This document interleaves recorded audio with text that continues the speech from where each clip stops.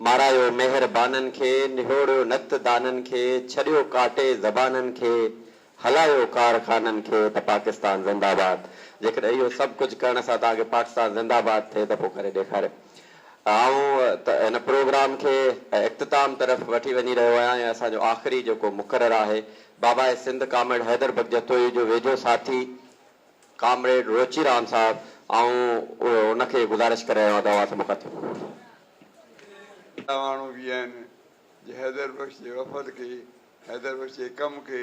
हैदर बख़्श जे पैगाम खे, हैदर बख़्श जे कम खे अॻियां खणी निकिता आहिनि। न त ॿिए पासे पोइ इहा ॻाल्हि हारी कमेटी एतिरे क़दुरु ॻाल्हि कोन थी थिए जेतिरी हे कनि था हैदर बख़्श जे नाले में अॻुवानी में कमु कनि था। मूंखे इहो ई ॻाल्हियूं तव्हां केतिरा माण्हू कयूं आहिनि। तव्हां हैदर बख़्श खां वाक़ुफ़ु आहियो, जिन सां ॻाल्हायो उन सां शुक्रगुज़ार आहियूं। पर इहा ॻाल्हि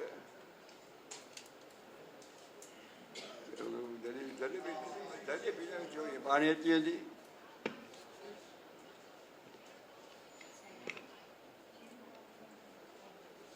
ॿिया के ॻाल्हियूं आहिनि जेके तव्हां खां केतिरनि खे ख़बर न हूंदी। मुंहिंजी वॾी उमिरि थी वई आहे, मूं उमिरि जा 96 साल पूरा कया आहिनि ऐं 97 साल में हली रहियो आहियां। ऐं मूं मैट्रिक 1946 में ॾिनी हुई, पाकिस्तान खां 2 साल अॻे मैट्रिक पास कई ऐं कॉलेज में हुउसि त पाकिस्तान थियो। पोइ जॾहिं पाकिस्तान थियो तॾहिं कराची में अहिड़ो गोड़ थियो जो हिंदुनि लाइ कराची में सिंध में रहणु ॾुखियो थी वियो। पर मुंहिंजे पीउ मूंखे चयो त कहिड़ो बि ॾुख थिए, कहिड़ा माण्हू हुजनि, सिंध खे असीं न छॾींदासीं। असांजे कुटुंब खे असांखे वञणु न ॾिनो, एतिरे क़दुरु जो असांखे वीज़ा त वठी पोइ हिंदुस्तान घर वारा वञणु कोन ॾींदा। त असांजो वतन सिंध आहे, असांजो वतन हिते आहे, असीं हिते रहंदासीं, वेंदासीं न। ईअं ज़िंदगी जा मूं 96 साल गुज़ारिया आहिनि। 7 साल मूं ह्यूमन राइट्स कमीशन में कमु कयो आहे, हैदर जी हारी कमेटी में बि कमु कयो आहे, कांग्रेस में बि कमु कयो आहे, कम्यूनिस्टनि सां बि कमु कयो आहे। पर जहिड़ो मूं हींअर ॾिठो आहे त उहो सभु कमु बंदि थी वियो। वरी जतोई साहिबनि खे शाबिस आहे ऐं थोराइतो आहियां जतोई साहिबनि जो जतोई हैदर जतोई जे मिशन खे कामयाबु कयो आहे, जीअरो रखियो आहे ऐं चालू कयो आहे। हैदर जतोई लाइ इहा ॻाल्हि 1925 में डिप्टी कलेक्टरी छॾे ऐं हारी कमेटी शुरू कई। हैदर जतोई हारी कमेटी में अचण सां हारी कमेटी जी अख़बार थी, हारी कमेटी जी एजेंडा ठही, हारी कमेटी जी ऑफिस ठही, हारी कमेटी जी प्रेस ठही। अॻे जेके हारी वर्कर हुआ सो ॿाहिरां जा माण्हू हुआ, उहे अंग्रेज़ी ऐं जदीद इल्म वारा न हुआ। जदो उन्हनि खे वर्क जो हो, पर जहिड़ो कमु हैदर बख़्श ऑर्गेनाइज़ कयो, जहिड़ो इंतिज़ाम ठाहियो, ओहिड़ो अॻु में कमु न हो। हारी कमेटी जी पाड़, सची पची पाड़, जंहिं हारी कमेटी खे ज़िंदा रखियो, अॼु बि ॻातो वञे थो। मूंखे जेके बि कम्यूनिस्ट या गैर सिंधी या मुहाजर या पोइ आयल माण्हू गया आहिनि, उन सभिनी माण्हुनि सिंध में कंहिंखे पसंदि कयो आहे, कंहिंजी नेकी कई आहे। जहिड़ा दाद ॾियनि था त सचो माण्हू हो, सचो हारी करो, उहो हैदर जतोई हो। हैदर बख़्श जे मुक़ाबले जे बि ॿिए सभिनी सुठो कमु कयो आहे, पर हैदर बख़्श जो कमु पंहिंजी जाइ ते हो। अञा ताईं केतिरा ई माण्हू सिंध खे यादि कनि था, हैदर बख़्श जे नाले में ध्यानु कनि था। हैदर जतोई 1945 धारे नौकिरी छॾे, कोट अवार्ड्स में डिप्टी कलेक्टर हो, उहा छॾे ऐं इस्तीफ़ा ॾेई हारी कमेटी शुरू कई। उहो छो न कयो, कहिड़ी ॻाल्हि हुई या हुनखे पसंदि आई जो हुन नौकिरी में असां डिग्री में मुख़्तियारकार हो ऐं जमसाबाद में हो, त उते बि हुन माण्हू ओहिड़ो ई कमु कयो जहिड़ो हारी कमेटी बि करे थो। जहिड़ी हारी कमेटी जो सदर कमु करे थो, अहिड़ो हैदर जतोई मुख़्तियारकार थी कमु कंदो हो। ग़रीबनि जे मसइलनि ते, हारियुनि जे मसइलनि ते हैदर जतोई ईअं हलंदो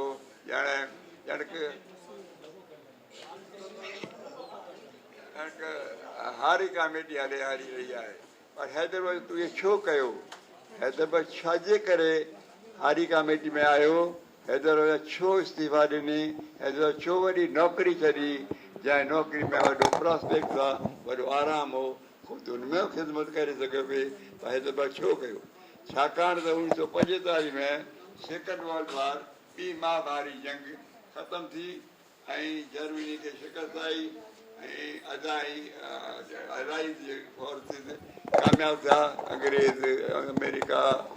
रूस वग़ैरह वग़ैरह कामयाबु थिया उन्हनि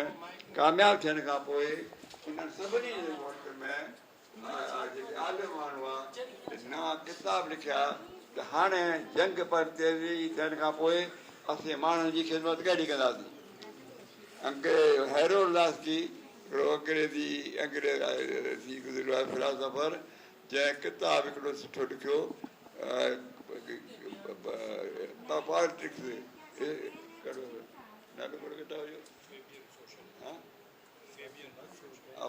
पॉलिटिक्स किताब लिखियो आहे उन हिकिड़ो ॿियो बि किताब लिखियो आहे त जंग बंदि थींदी पोइ असीं छा कंदासीं उहो साॻियो ख़्यालु हैदर जे ज़हन में आयो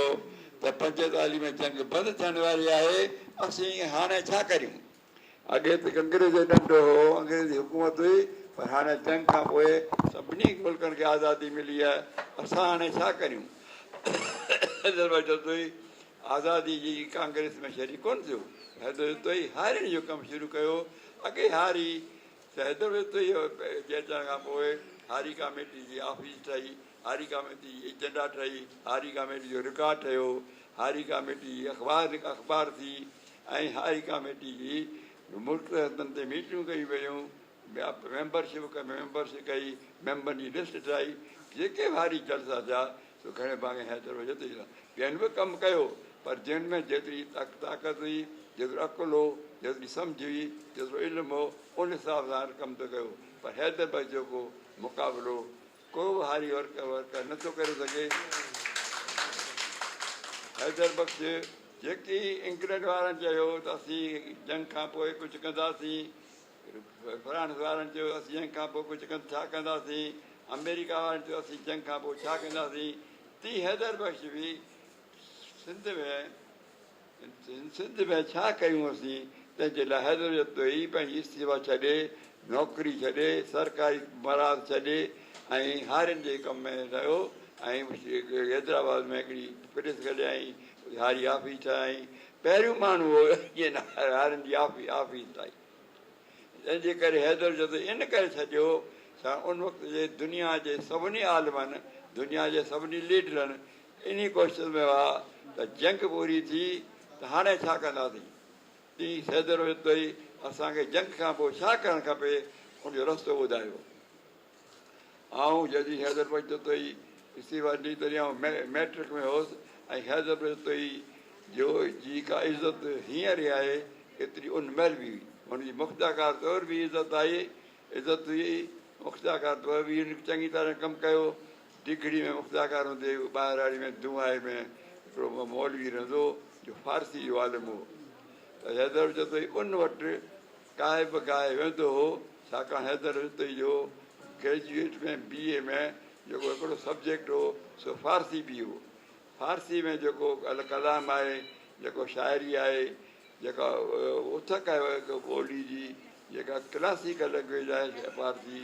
उहो फारसी क्लासिकल लैंग्वेज जो तत ॻाल्हि सम्झ हैदर जतोई खे आई ऐं इहा ॻाल्हि ॿिए कंहिं असांजे हारी वर्कर खे कोन ईंदी हुई न उहा कई पोइ हैदर जतोई मट जेल में हो काफ़ी ॾींहं ते जेल में रहियो हैदर जतोई जो केस हैदराबाद में हैदर बख़्श कयो हाई कोर्ट में त मूंखे जेल में रखियो छॾियो वञे ऐं मूंखे गैर क़ानूनी तरह जेल में रखियो वियो आहे जॾहिं हैदर जतोई जो केस हाई कोर्ट में हलियो थिए उन ज़माने में ज़ुल्फ़िकार अली भुट्टो साहिबु इंग्लैंड मां बैरिस्ट्री पास करे अमेरिका मां ग्रेजुएट करे ऑक्सफोर्ड मां MA करे हिते कराची आयो दीवान डंगे मर जी ऑफिस में कमु कंदो उहो हैदर भाई जो वकील थी कोर्ट में आयो हुन चयो त आउं हैदर बख्श जो वकील आहियां। जॾहिं केस हलायो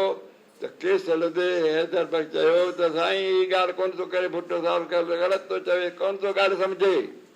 आउं पाण पंहिंजो केस हलाईंदुसि, भुट्टे त हथ थो खणां। कोर्ट में हल्दी, कोर्ट में उन बैरिस्टर MA ऑक्सफोर्ड खे वॾी फर्म जे वकील खे बि हैदर बख्श चयो त हीअ मुंहिंजी ॻाल्हि कोन थो सम्झे, मुंहिंजी ॻाल्हि आउं पाण कंदुसि, आउं हिन वकील सां हथ थो खणां। एतिरी हुजत, एतिरी ॻाल्हि बि हैदर बख्श में हुई। अहिड़े वञी मुक़ाबले जो ॿियो को माण्हू ॾिसण में कोन थो अचे। पोइ जॾहिं हैदर बख्श जतोई मची जेल मां छुटी आयो त भई साॻे ॾींहुं या ॿिए या टे ॾींहं मूं वटि मीर प्रकाश आयो। हैदर बख्श चयो त तो मुंहिंजे ॿिनि ॻाल्हियुनि ते एतिराज़ कयो आहे, सही न आहिनि, तंहिंजे करे आउं तोसां इन ॻाल्हि ॻाल्हाइण आयो आहियां त इहा ॻाल्हि सही आहे या ग़लति आहे। हिकिड़ी ॻाल्हि हुई त हैदर बख्श जतोई पंजाब में ढल जे सुवाल ते त पंजाब में ढल थोरी थी वरिती वञे, घटि थी वरिती वञे, सिंध में ढल घणी थी वरिती वञे, इहो ग़लति आहे। उन ते पैम्फलेट लिखिया। उहो ॻाल्हि सभिनी चयो त हारियुनि जो कमु छॾे ऐं ज़मीनदारनि जी ढल ते चयो। हुन चयो न, ज़ुल्म सिंध ते थिए थो, उनमें ज़मीनदार या हारी जो सुवालु न आहे। ऐं इन ॻाल्हि ते क़ाइमु आहियां त सिंध में ढल जी सुवाल ते पंजाब खे मराहत, पंजाब जी कमाई बि घणी थिए, बनी बि भली आहे, सुठा तरीक़ा बि आहिनि ऐं वॾा सिंध में न आहिनि, तंहिंजे करे इहा ग़लति आहे। हाणे इहा ॻाल्हि अवां जेका ॻाल्हि कई उन अव्हांखे जवाबु वठणु आयो आहियां त तव्हां इन जे बारे में छा था चओ। तव्हां इन ॻाल्हि ते बीठा आहियो त हैदर जतोई इहा ॻाल्हि सही न कई आहे। सिंध जे हारियुनि ते, सिंध जे हारियुनि जे लाइ नथो लड़े, ज़मीनदार न लहे थो, ढल त ज़मीनदार थो ॾे। पोइ हैदर चयो त न, सिंध ज़मीनदार न आहे, सिंध हारी न आहे, सिंध आहे। सही जेको सिंध जी मखलूक आहे उहो सही सिंध आहे। उहो हारी हुजे, ज़मीनदार हुजे, हर ॻाल्हि हुजे। हैदर हुनजो हिकिड़ो किताब जो पहिरीं शहर जो लिखाई, उन हिकिड़ो दीवान हो हैदराबाद जो, उन हैदर बख्श जो लिखियो हो, पेशल किताब जो लिखियो हो हैदर जो। त हैदर बख्श जतोई हर कंहिं ॻाल्हि में उन जी जदीद ख़्यालु, जदीद सोच, जदीद फ़लसफ़ा हैदर बख्श हारी कमेटी में जज़्ब कया। जेके बि मूंखे महाजर गॾिया आहिनि, सोशलिस्ट, उहे सभई चवनि था त सिंध में को हो मौक़्स माण्हू ऐं सिंध जी ख़िदमत कंदड़ माण्हू हो, सिंध जे ग़रीब माण्हू जे हक़ लाइ लड़ंदो त हैदर बख्श जतोई। असां सिंधियुनि खे महाजन चवंदा हे पंहिंजे ग़रीबनि जे लाइ कुझु कोन था कनि, पर मूंखे महाजन चयो त असां हैदर जतोई खे मञूं था, हू बेशक सिंध जो सचो सपूत ऐं सचो ख़िदमतगार हो। अहिड़े नमूने केतिरियूं हैदर बख्श जूं ॻाल्हियूं आहिनि जेके अञा खुलनि कोन थियूं, उन ते को लिखे कोन थो, कंहिं उन ते PhD न कई आहे ऐं सिंध जी हारी कमेटी जी तारीख़ न लिखी वई आहे। इहो कमु मौजूदा हारी कमेटी जतोई साहिबु जेका हलाए रहियो आहे, इन ते इहो फर्ज़ु आहे त हैदर जतोई जो कयल कमु खे रिकॉर्ड कयो वञे, लिखियो वञे, उनजी तहक़ीक़ कई वञे। ॿी ॻाल्हि इहा आहे त मूं सिंध टेनेंसी एक्ट जो तर्जुमो कयो आहे सिंधी ज़बान में। सिंध टेनेंसी एक्ट अंग्रेज़ी में आहे, उहो पार्लियामेंट पास कयो आहे, मूं उहो एक्ट सिंधी में तर्जुमो कयो, सिंधी एक्ट। पोइ पीपल्स पार्टी जे वक़्त में जॾहिं जाम साकी थियो एडवाइज़र, उन ज़माने में सुवालु थियो त हारी कमेटी जे सिंध टेनेंसी एक्ट में तरमीम कई वञे। ऐं जतोई साहिब खे अर्ज़ु कंदुसि त उन टेनेंसी एक्ट खे बि रिवाइज़ कयो वञे, सम्झियो वञे, कहिड़ो हली कीअं हलायो वञे, उहो इन ॻाल्हि जी ॻाल्हि कई वञे। छाकाणि त पर मूं उन में मीटिंग में मूं सलाह ॾिनी त हारी जो जेको हारी रखे सो हारी जो एग्रीमेंट लिखी सेशन कोर्ट में या डिस्ट्रिक्ट मैजिस्ट्रेट वटि जमा कराए त हे हारी जा हक़ आहिनि, हीअ हारी हीअ बनी पोखींदो, हे हिसो वठंदो, हीअ ज़माने जी फ़राइज़ आहे। उहो कई, पर उहो पीपल्स पार्टी वारनि असांजी ॻाल्हि कोन मञी छाकाणि त पीपुल्स पार्टी में हारी जी ॻाल्हि कोन थी हली घणेई सुठियूं केतिरियूं सुठियूं ॻाल्हियूं बि आहिनि पर हारी जी ॻाल्हि हुते न आहे उहो कमु जतोई साहबनि खयो आहे ऐं मूंखे उमेद आहे त इहे कामयाबी सां अॻिते हलंदा रहंदा ॿी ॻाल्हि इहा आहे त हाणे असां जेका मुंहिंजी उमिरि थी आहे 66 साल पूरा थिया आहिनि 96 साल मुंहिंजा पूरा थिया आहिनि 97 साल मुंहिंजो हले पियो तंहिंजे करे हाणे मुंहिंजी कन बि चङी तरह कमु नथा कनि अखियूं बि चङी तरह कमु नथियूं कनि टंगूं बि चङी तरह कमु नथियूं कनि हर कंहिं ॻाल्हि खे हर का वक़्तु आहे वक़्तु जी ॻाल्हि आहे असांजो दौरु शुरू थियो नओं दौरु शुरू थियो आहे नवां नौजवान आहियो नओं दौरु नई ॻाल्हि खणो मुल्क जे भले जी कोशिशि करियो हाणे पोड़नि जूं ॻाल्हियूं छॾियो छा उन्हनि मां हाणे पोड़नि मां कुझु वरंदो वठंदो कोन हुननि कोई पंहिंजे दौर में कुझु कयो त कयो हाणे हू कुझु कोन था करे सघनि छा हुनजे टंगनि में सत न आहे अखियुनि में दर्द न आहे कन में ॿुधण न आहे उहो कमु सभिनी ते आहे ऐं इन लाइ थियो आहियां तव्हांखे चवां असांजो कमु हैदर जतोई जे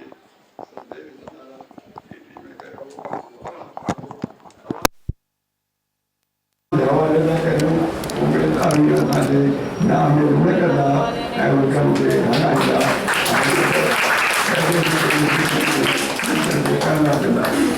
हैदर वटि ॿी जॻह ॻाल्हि हैदर वटि मूंखे चई कई बार हारियुनि जी इहो चई त सिंध में हारी कमेटी में लीडर में तकरार जो हिकिड़नि जो त कम्यूनिटी खे खणो ॿियनि जो त कम्यूनिटी न आहे हैदर में तंगो जो कम्यूनिस्ट सां गॾु हुन सां गॾु पर पंहिंजी में तकरार जो हिकिड़ा थोरो कम्यूनिस्ट आहे या एंटी कम्यूनिस्ट आहे हारी कमेटी नओं ज़माने में हैदर लीडर डाबरा लीडर मामूली ॻाल्हि था हारी कमेटी कोन कंदी जेका हारी कमेटी उन गवर्नमेंट आई सदर करे ऐं हारी कमेटी फ़ैसिलो कयो त कोई बि हारी कमेटी